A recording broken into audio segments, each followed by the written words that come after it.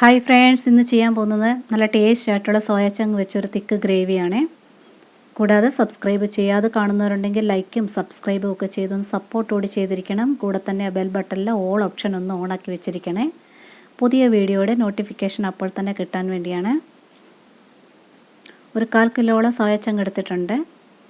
കുറച്ചേറെ ചൂടുവെള്ളം ഒഴിച്ചിട്ട് മൂടി വെച്ച് ഒരു അരമണിക്കൂർ നേരത്തിന് മൂടി വയ്ക്കാം. തണുത്തതിന് ശേഷം നന്നായിട്ട് പിഴിഞ്ഞ് മാറ്റി വയ്ക്കണം. ഒരു കടായിൽ 2 ഏലക്ക, ഒരു 4 ഗ്രാമ്പു, 2 ചെറിയ കഷ്ണം പട്ട മതിയേ. ഇത് കനം കുറഞ്ഞ ഈ ചുരുണ്ട പട്ടയാണ്, അതുകൊണ്ട് ഒരുപാടുള്ള പോലെ തോന്നുന്നത്. ഒരു സ്പൂൺ പെരുംജീരകവും ചേർത്തൊന്ന് ചൂടായതിന് ശേഷം 2 സ്പൂൺ മല്ലിപ്പൊടി, 1 സ്പൂൺ മുളക് പൊടി. ഗ്യാസ് തീ നന്നായിട്ട് കുറച്ച് വയ്ക്കുക. ഇതിൻ്റെ ഒരു ലൈറ്റായിട്ടൊരു കളർ ചേഞ്ച് ആകുന്ന രീതി ഒന്ന് മൂപ്പിച്ചെടുക്കണം. കരിഞ്ഞു പോകരുത്. ഗ്യാസ് ലോയിൽ വയ്ക്കുക. കളറൊക്കെ ഒന്ന് ചേഞ്ച് ആയിട്ടുണ്ട്. ഗ്യാസ് ഓഫ് ചെയ്ത് വെള്ളം ഒഴിക്കുക. ഇതൊന്ന് ആറിയതിന് ശേഷം മിക്സിയുടെ ജാറിലിട്ട് നന്നായിട്ടൊന്ന് അരച്ച് മാറ്റി വയ്ക്കണേ. കടായിൽ എണ്ണ ചൂടായിട്ടുണ്ട്. കടുക് ഇട്ട് പൊട്ടിക്കുക. തേങ്ങാക്കൊത്താണ്. ഇതൊന്ന് പകുതി വഴറ്റിയെടുക്കാം. ഇനി കനം കുറഞ്ഞരിഞ്ഞ സവാളയാണ് ചേർക്കേണ്ടത്. ഇതിന് അളവൊന്നുമില്ല, നിങ്ങൾ ഇറച്ചിക്കൊക്കെ ഉപയോഗിക്കുന്ന പോലെ അളവിന് എടുക്കാവേ. കനം കുറഞ്ഞ് നീളത്തിൽ അരിഞ്ഞിരിക്കണം. നന്നായിട്ട് വഴറ്റിയെടുക്കണം. കുറച്ച് ഉപ്പൂടൊക്കെ ചേർത്ത് ലോ ഫ്ലെയിമിൽ മൂടി വെച്ചാൽ മതി. പെട്ടെന്ന് വഴന്ന് കിട്ടും. ഇതാ വഴന്നിട്ടുണ്ട്. ഇനി മഞ്ഞൾപ്പൊടി ഇടുക. ഒരേ ഒരു ചെറിയ തക്കാളിയാണ്. ഈ തക്കാളിയൂടെ ചേർത്ത് കുറച്ച് കറിവേപ്പിലയൂടെ ഉണ്ട്. ഈ തക്കാളിയൂടെ ചേർത്ത് നന്നായിട്ട് ഈ തൊലിയൊക്കെ ഒന്ന് വഴറ്റിയെടുക്കണം. വെന്ത് കിട്ടുന്ന രീതി വഴറ്റിയെടുക്കണേ. ഇതിങ്ങനെ ഇളക്കി ഒന്ന് ലോ ഫ്ലെയിമിലൊന്ന് മൂടി വെച്ചാൽ മതി. പെട്ടെന്ന് വഴന്ന് കിട്ടുമേ. ഇത് പകുതി ആ തക്കാളിയൊക്കെ വെന്തിട്ടുള്ളൂ. ഇനി ഇഞ്ചി വെളുത്തുള്ളിയുടെ പേസ്റ്റ് ഇടുക. പേസ്റ്റ് ഇല്ലെന്നുണ്ടെന്നുണ്ടെങ്കിൽ ഇഞ്ചി കൊത്തി അരിഞ്ഞതും വെളുത്തുള്ളി ഒന്ന് ചതച്ചിട്ടാലും മതിയേ.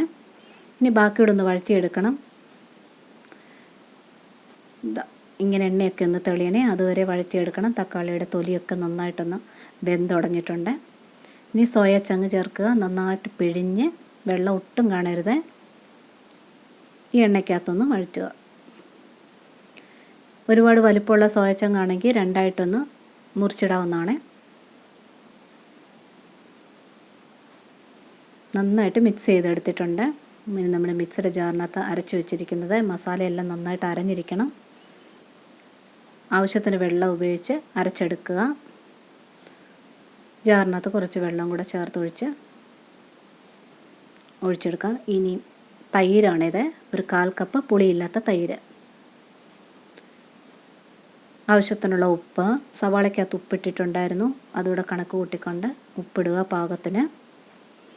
ഇവിടെ ശ്രദ്ധിക്കേണ്ടത് സോയ ചങ്ക് നന്നായിട്ട് പിഴിഞ്ഞിട്ട് വേണം ഇടാനായിട്ട്. ഒട്ടും വെള്ളമയം പാടില്ല. നമ്മൾ ഈ ചേർക്കുന്ന മസാല വേണം അത് വലിച്ചെടുക്കാനായിട്ട്. വെള്ളമയം ഉണ്ടെന്നുണ്ടെങ്കിൽ മസാലയൊന്നും അത് വലിച്ചെടുക്കത്തില്ല. അതുകൊണ്ട് നന്നായിട്ട് അത് പിഴിഞ്ഞെടുത്തിരിക്കണം. ഒട്ടും വെള്ളം പാടില്ല. നിങ്ങൾക്ക് ആവശ്യമുണ്ടെങ്കിൽ വെള്ളം ഒഴിക്കുക. തിക്ക് ഗ്രേവിയുടെ അനുസരിച്ച് ഒഴിക്കുക. ഒത്തിരി ഡ്രൈ ആയിട്ടാണ് കിട്ടുന്നെങ്കിൽ ഒരുപാട് വെള്ളം ഒഴിക്കേണ്ട ആവശ്യമില്ല. ഉപ്പൊക്കെ നോക്കിക്കൊണ്ട് നന്നായിട്ട് ഇളക്കിയെടുക്കുക.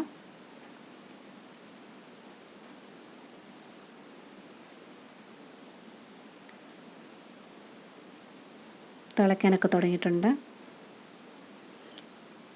ഇനി പച്ചമുളക് ഇടുക. നിങ്ങളുടെ ആവശ്യത്തിന് ഇടാവുന്നതാണ്. കുറേയേറെ കറിവേപ്പില ഇടാം. നല്ല ഗ്രേവിയിലൊന്ന് താത്ത് കൊടുത്തുകൊണ്ട് മൂടി വെച്ച് മീഡിയം ഫ്ലെയിമിലിട്ട് വേവിക്കണേ. കാരണം ഗ്രേവി കുറവായത് കാരണം അടിക്ക് പിടിക്കാൻ ചാൻസ് ഉണ്ട്. ഇടയ്ക്കൊക്കെ തുറന്നു കൊടുത്ത് ഉപ്പൊക്കെ ചെക്ക് ചെയ്ത് ഇളക്കി കൊടുത്തുകൊണ്ട് തന്നെ ഇരിക്കണേ, അടിക്ക് പിടിക്കാതിരിക്കാൻ. കുറച്ച് ഗ്രേവിയൊക്കെ പറ്റി തുടങ്ങിയിട്ടുണ്ട്. വീണ്ടും മൂടി വെച്ച് ബാക്കിയൂടെ വേവിച്ചെടുക്കാം.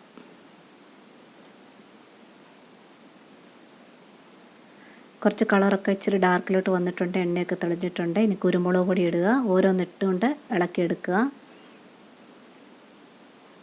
ഇനി ശർക്കരപ്പൊടി ഇല്ലെങ്കിൽ പഞ്ചസാര ഒരു 1/4 സ്പൂൺ ചേർക്കാവുന്നതാണ്. ഇത് ടേസ്റ്റ് ബാലൻസ് ആകാൻ വേണ്ടി ചെയ്യുന്നതാണ്. നിങ്ങൾ പഞ്ചസാര ഇടുന്നതിന് മുമ്പ് ഒന്ന് ടേസ്റ്റ് ചെയ്ത് നോക്കണം. അതിന് ശേഷം ഒന്ന് ടേസ്റ്റ് ചെയ്യുമ്പോൾ നിങ്ങൾക്കത് അറിയാൻ പറ്റും. നന്നായിട്ട് ഓരോന്നും ഇട്ട് ഇളക്കിയതിന് ശേഷം പച്ച വെളിച്ചെണ്ണ നിങ്ങളുടെ ആവശ്യത്തിന് ഒഴിക്കാവുന്നതാണ്. കുറേയേറെ കറിവേപ്പിലയോ മല്ലിയിലയും നല്ല കോമ്പിനേഷനാണ്. ചേർത്ത് അതൊന്ന് ഫ്ലേവർ ഒന്ന് വരാൻ വേണ്ടി ഒരു 5 നിമിഷം ലോ ഫ്ലെയിമിൽ മൂടി വെക്കാവുന്നതാണ്. എണ്ണയൊക്കെ ഇതാ സൈഡിലൊക്കെ വന്നിട്ടുണ്ട്. ഇനി നിങ്ങൾക്ക് ട്രൈ ആക്കണമെന്നുണ്ടെങ്കിൽ ഓപ്പണായിട്ടിട്ട് ട്രൈ ആക്കിക്കൊണ്ടിരിക്കാം. ഇതിങ്ങനെ കളർ ഇങ്ങനെ ഡാർക്ക് ആയിക്കൊണ്ടേ വരും. ഇത് വെന്ത് ഇങ്ങനെ ഉടഞ്ഞു പോകുന്നുള്ളൊരു പേടിയൊന്നും വേണ്ട. അതുകൊണ്ട് എത്ര വേണേലും ട്രൈ ആക്കി എടുക്കാം. ഇതുപോലൊക്കെ ട്രൈ ചെയ്ത് നോക്കുക. ലൈക്കും കമൻറ്റും ഒക്കെ സപ്പോർട്ട് ചെയ്യണം. Thank you for watching.